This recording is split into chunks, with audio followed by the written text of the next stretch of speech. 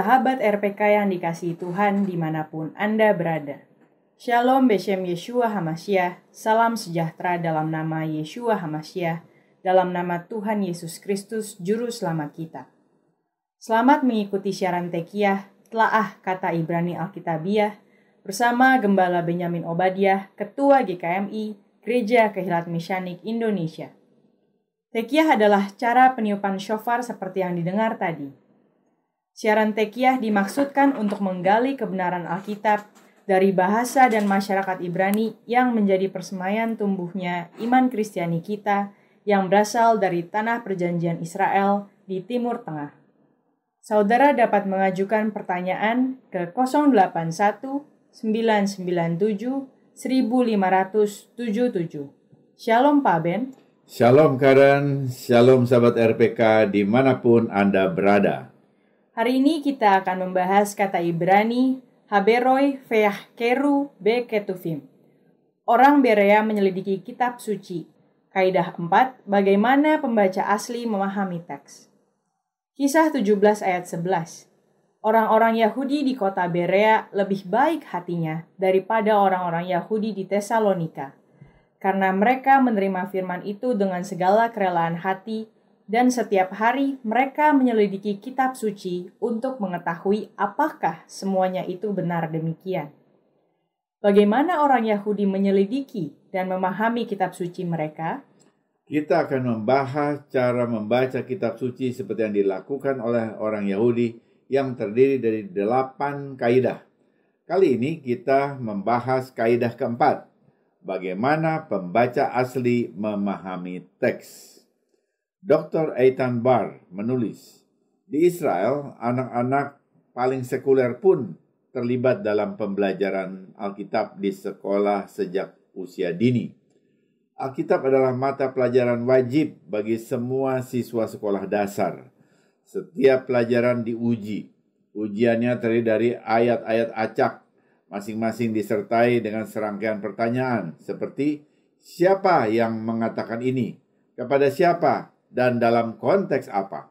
Menariknya, tidak ada pertanyaan seperti bagaimana hal ini dapat diterapkan bagi Anda, atau apa yang Tuhan katakan kepada Anda melalui ayat ini. Ini merupakan pertanyaan yang merujuk pada budaya individualistis yang berpusat pada diri sendiri. Sebaliknya, para guru tertarik untuk mengetahui apakah siswa memahami dan menghafalnya, siapa yang menulis atau mengucapkan ayat tersebut, kepada siapa ayat tersebut ditujukan, dan apa alasan di baliknya. Prinsip mendasar dalam penafsiran teks termasuk Alkitab adalah setiap teks mempunyai makna tunggal, makna yang dimaksud penulis ketika menulisnya. Dengan demikian, hak prerogatif untuk menentukan makna suatu teks bukan terletak pada pembacanya, melainkan pada pengarangnya. Peran kita sebagai penafsir adalah berusaha memahami maksud asli penulis, menyelaraskan penafsiran kita sedekat mungkin dengan maksud tersebut. Hal ini memerlukan penafsiran yang berpegang pada makna asli teks, sesuai dengan tata bahasa, sintaks, dan konvensi linguistik bahasa yang digunakan penulisnya. Eisegesis adalah istilah yang digunakan untuk menggambarkan proses interpretasi saat seseorang membaca praanggapan, agenda, atau bias mereka sendiri ke dalam teks. Hal ini berbeda dengan eksegesis, yang merupakan upaya menafsirkan satu teks berdasarkan konteks dan isinya sendiri, tanpa memasukkan gagasan atau sudut pandang diri sendiri. Eksegesis merupakan penjelasan atau penafsiran kritis terhadap suatu teks, khususnya teks keagamaan. Secara tradisional, eksegesis mencakup berbagai disiplin kritis, seperti kritik tekstual yang merupakan penyelidikan terhadap sejarah dan asal-usul teks. Namun, eksegesis juga dapat mencakup studi tentang latar belakang sejarah dan budaya penulis teks dan pembaca aslinya. Tujuan eksegesis adalah untuk memahami apa yang ingin disampaikan penulis kepada pembaca aslinya. Oleh karena itu, eksegesis melibatkan upaya memahami konteks budaya, sejarah, dan sastra yang berkaitan dengan teks. Hal ini melibatkan studi kata bahasa, sintaks, dan semantik bahasa asli teks.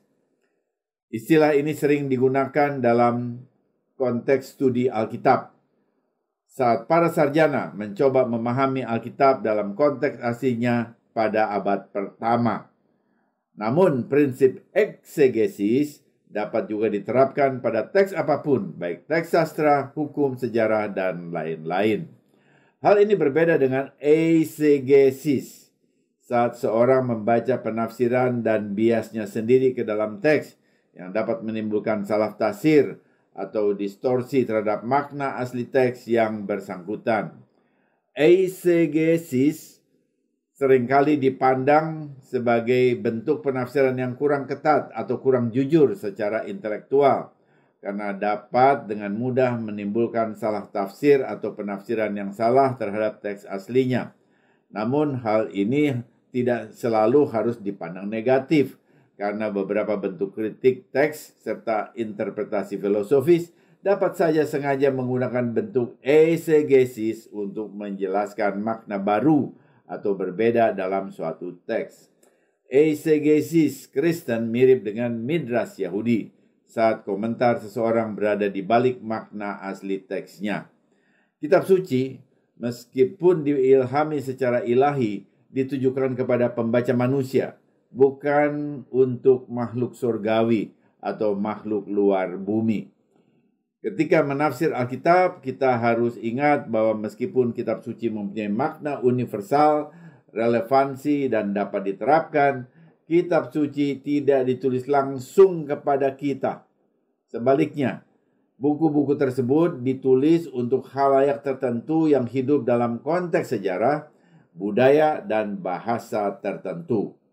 Untuk menafsirkan kitab suci secara akurat, kita perlu membiasakan diri dengan bahasa-bahasa Alkitab dan berbagai fitur linguistik yang tercakup di dalamnya seperti semantik, tata bahasa atau grammar, sintaks, analogi, konvensi genre, dan permainan kata yang lazim digunakan pada saat kitab-kitab dalam Alkitab disusun.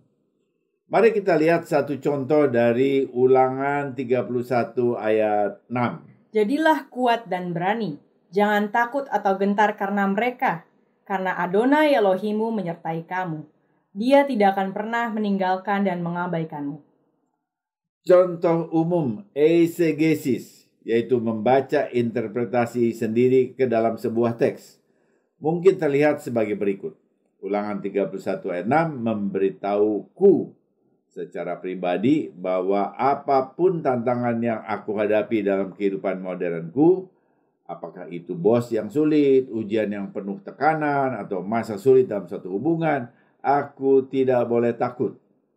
Tuhan menyertai dalam perjuanganku ini, dan Dia tidak akan pernah meninggalkan aku, bahkan ketika keadaan sulit sekalipun. Penafsiran ini, meskipun menghibur, terkesan menerapkan perspektif individualistik dan modern terhadap sebuah teks kuno yang mungkin terbukti salah ketika tidak berjalan sesuai harapan kita. Namun yang lebih penting, ayat ini mengabaikan konteks asli dengan pembaca ayat tersebut, sehingga menjadikannya sebagai pengalaman pribadi pembaca semata. Sebaliknya, eksegesis yaitu suatu cara penafsiran berdasarkan konteks asli teks yang lebih akurat, akan berbunyi sebagai berikut. Ulangan 31 ayat 6 merupakan dorongan khusus yang diberikan kepada bangsa Israel oleh Mose tepat sebelum mereka hendak memasuki tanah perjanjian. Mereka yang dimaksud dalam ayat tersebut adalah penduduk Kanaan yang banyak jumlahnya dan tangguh. Mose meyakinkan bangsa Israel bahwa Tuhan akan menyertai mereka dalam peperangan, membimbing dan membantu mereka menaklukkan tanah yang telah Dia janjikan kepada nenek moyang mereka. Ayat ini menggarisbawahi kesetiaan Tuhan terhadap janji-janji perjanjiannya yang diberikan kepada Israel, menekankan komitmennya untuk membimbing dan melindungi Israel di dalam peperangan, perjuangan kolektif mereka. Penafsiran ini mempertimbangkan konteks sejarah dan budaya dari ayat tersebut, serta tempatnya di dalam narasi Taurat yang lebih luas. Ini menangkap maksud asli ayat tersebut, bukannya memproyeksikan keprihatinan modern dan individualistik ke dalam teks dengan mengeluarkan ayat tersebut dari konteksnya. Ya, ini menambah wawasan. Namun dengan hanya membaca secara eksegesis tadi, pembacaan kitab suci kita terasa kering, karena kita tidak mendapat makna terapan yang kita butuhkan secara personal. Ya, ini dipahami. Karena itu, yang lebih lengkap adalah menggabungkan keduanya. Dapat memakai eksegesis dan juga eisegesis secara lengkap. Tuhan menyertai Israel menghadapi musuh mereka. Dengan cara yang sama, sebagai orang percaya pada Elohim Israel yang sama, pembaca Alkitab abad 21 pun dapat menikmati penyertaan Tuhan kepada umatnya. Tetapi apa dasar kita dapat menyelaraskan diri kita dengan umat perjanjian Israel? Nah, ini penting, bersifat fundamental.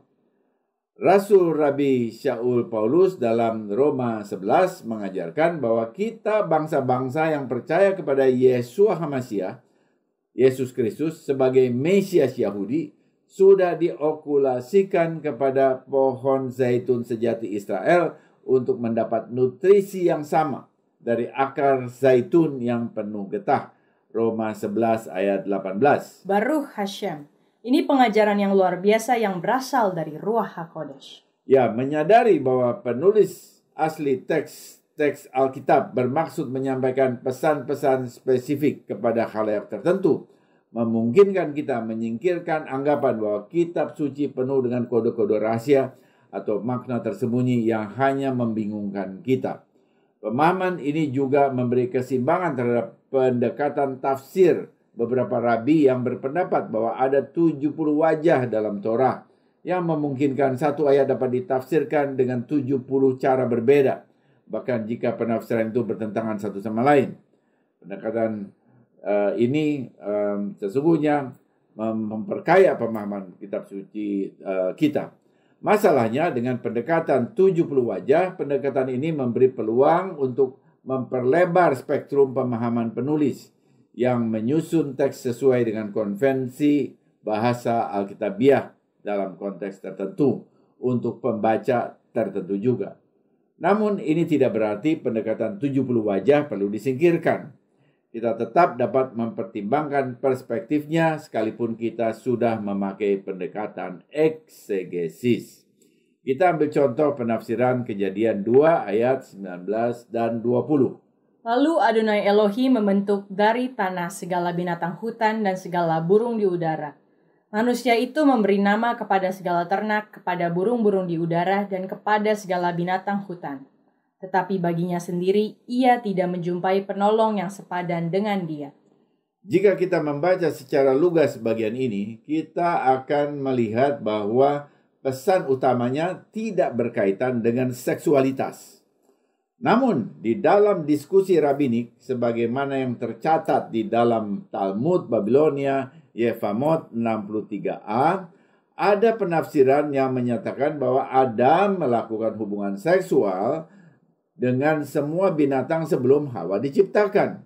Sebagai tanggapan terhadap teks, ia tidak menjumpai penolong yang sepadan dengan dia. Dalam kasus seperti ini, bagaimana kita menyikapi tafsir seorang rabi dalam Talmud? Pertama, kita harus tahu bahwa Talmud bukanlah Torah. Itu dasar. Talmud pada dasarnya adalah kitab yang mencatat segala argumen dalam diskusi rabbinik, sekalipun gagasannya tergolong aneh. Dalam hal ini kita perlu memakai daya pikir kritis kita. Tidak asal telan saja. Mungkinkah Adam berhubungan badan dengan semua binatang sebelum Tuhan membentuk Hawa dari tulang rusuknya? Ini komen saya. Bagaimana Adam punya waktu untuk semua kegiatan seperti itu? Adam diciptakan pada hari ke-6. Hawa juga diciptakan pada hari ke-6. Keduanya jatuh ke dalam dosa juga pada hari ke-6. Dan hari ke-6 itu panjangnya 24 jam, karena pada hari ke-5 sudah ada matahari. Semua bertumbuk pada hari ke-6. Bagaimana ada waktu?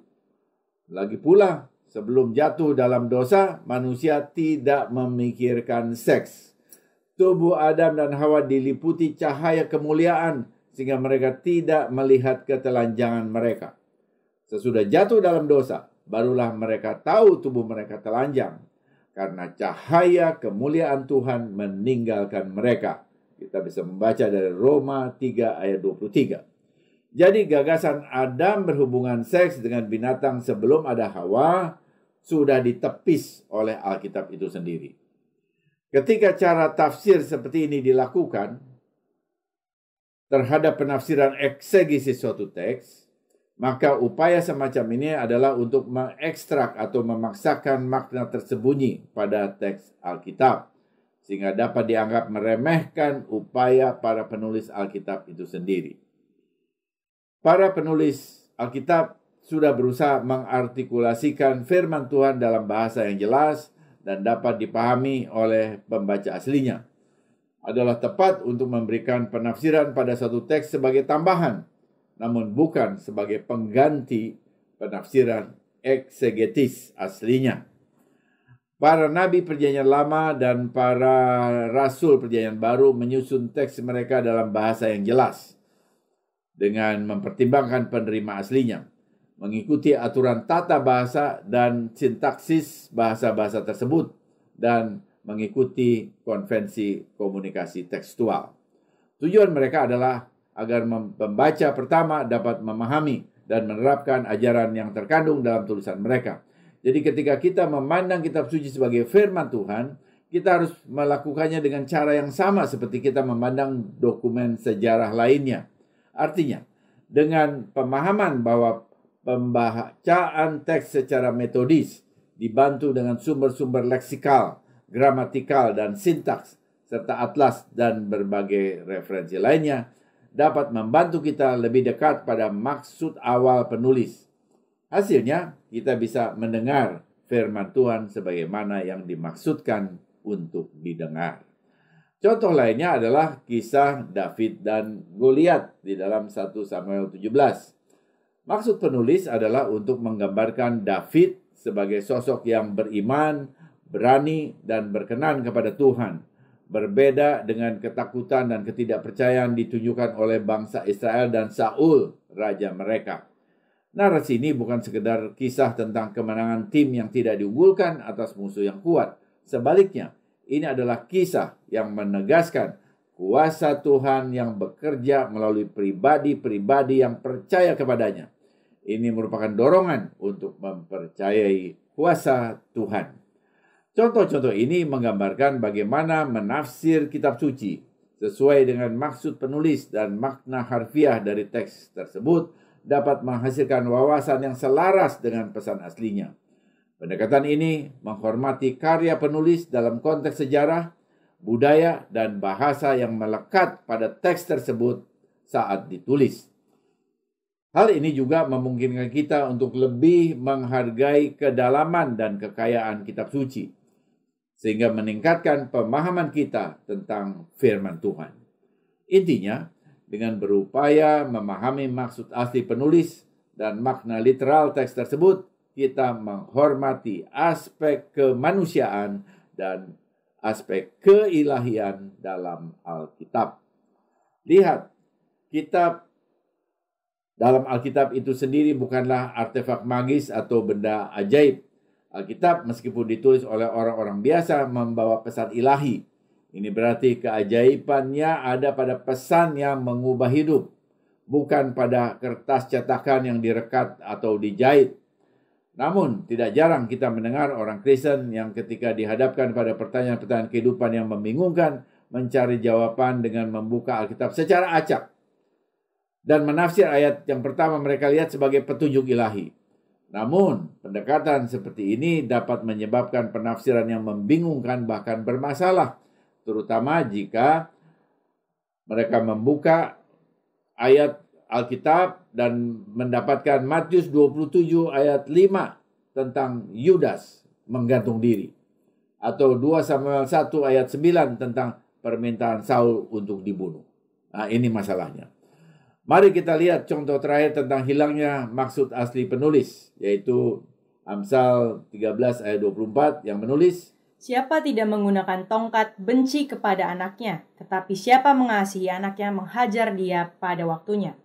Tongkat di sini agak merujuk pada hukuman fisik. Apa benar demikian? Bagaimana pembaca asli memahami Amsal ini? Baik, gembala merupakan budaya Israel. Dan bahkan saat ini para gembala dapat dilihat bersama kawanannya di sepanjang jalan Israel modern. Memahami konteks budaya ini memberi kita pemahaman yang lebih baik tentang Amsal 13 ayat 24.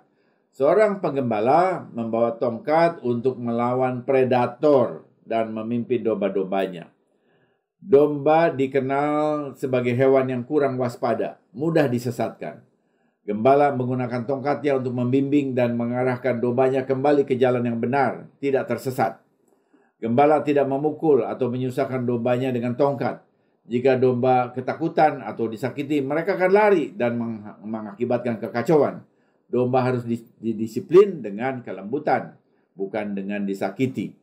Raja David sebagai gembala mengungkapkan perasaan ini dalam Mazmur 23 ayat 4. "Sekalipun aku berjalan dalam lembah kekelaman, aku tidak takut bahaya sebab Engkau besertaku. Gadamu dan tongkatmu itulah yang menghibur aku." Benarkah tongkat membawa penghiburan? Ya, benar, saat tongkat melindungi dari kejahatan dan bukan saat menyebabkan kerusakan atau bahaya.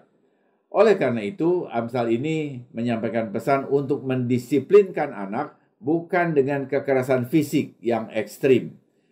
Jika Anda membenci atau menolak anak Anda tidak akan melakukan upaya untuk melindungi, membimbing, dan mengajar atau mengoreksi mereka dalam perjalanan kehidupannya. Orang tua yang dimaksud untuk mendisiplinkan anak mereka dengan melindungi, membimbing, mendidik, dan memperingatkan mereka. Itu Amsal 22 ayat 6. Jika hukuman diperlukan, ada banyak cara yang tidak menimbulkan trauma dalam penerapannya. Inilah yang dipahami oleh pembaca asli ketika membaca peribahasa, "Siapa tidak menggunakan tongkat benci kepada anaknya, tetapi siapa mengasihi anaknya menghajar dia pada waktunya." Apakah orang tua tidak boleh menyabet anaknya sama sekali? Relatif jawabannya. Frasa menghajar dia pada waktunya berarti hanya bila diperlukan untuk menghilangkan rasa bersalah pada anak. Kenakalannya sudah menerima ganjarannya. Namun di sisi lain, orang tua tidak melakukannya dengan geram, tetapi dengan penyesalan. Mengapa anaknya sudah melakukan tindakan yang buruk yang hanya merugikan dirinya sendiri? Jelaslah, penafsiran kitab suci yang tepat mempunyai dampak yang besar, tidak hanya kepada kehidupan Anda sendiri, namun juga pada cara kita hidup dan warisan yang kita tinggalkan kepada anak-anak. Semoga siaran ini memberkati saudara. Informasi bagi saudara. Siaran Tekiyah dapat didengar ulang pada kanal YouTube Kehilat Mesianik _Tekiyah. Kunjungi dan subscribe kanal Kehilat Mesianik di YouTube untuk mengikutinya. Kita terus doakan perdamaian di Timur Tengah dan mujizat Tuhan untuk pembebasan lebih dari 100 warga Israel yang masih disandra teroris Hamas. Mohonkan hikmat dari Adonai bagi IDF untuk perlindungan dan hikmat dalam pembebasan sandera. Sesudah narasi ini, kita akan mendengar sebuah lagu rohani, The Battle is Yours, Peperangan Milikmu, oleh penyanyi Yahudi Mesianik Paul Wilbur. Harapan muncul dengan puji-pujian pada Tuhan. Melalui pencobaan ada penebusan. Kemenangan bagiku karena peperangan milikmu. Peperangan umat Tuhan bersifat jasmani dan rohani. Untuk keduanya, kemenangan selalu di pihak Adonai Sefaot, Panglima Bala Tentara Sorga. Tiba saatnya saya, Karen Yohana, dan Gembala Benyamin Obadiah mohon diri dari ruang dengar saudara. Sampai jumpa pada siaran mendatang. Yesua keselamatanku, Torah kesukaanku, menuju kepenuhan bangsa-bangsa. Shalom, shalom.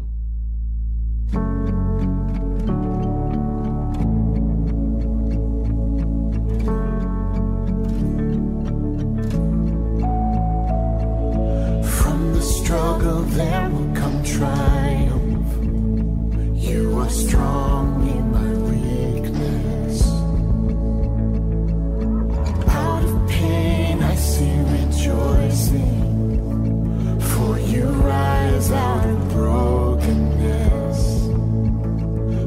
you rise out of brokenness.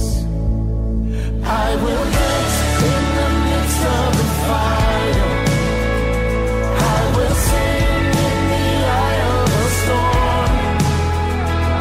I will shout, you are faithful forever. The victory's mine, 'cause the battle is yours. From the valley there will come breakthrough.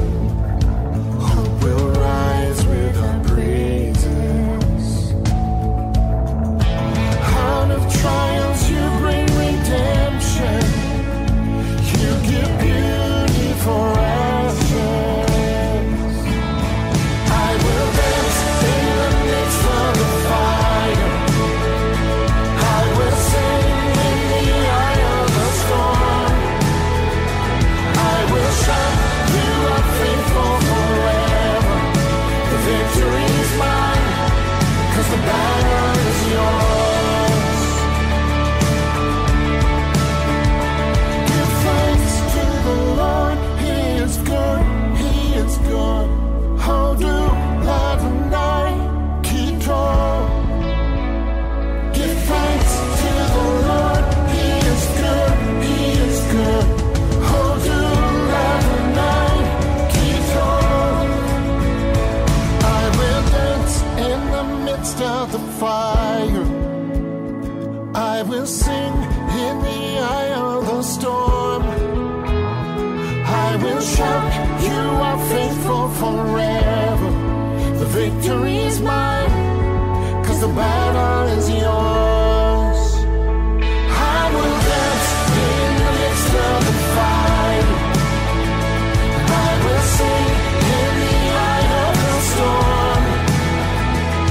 I will shout, you are faithful forever. The victory's mine, 'cause the battle is yours. The victory's mine, 'cause the battle is yours. The victory's mine, 'cause the battle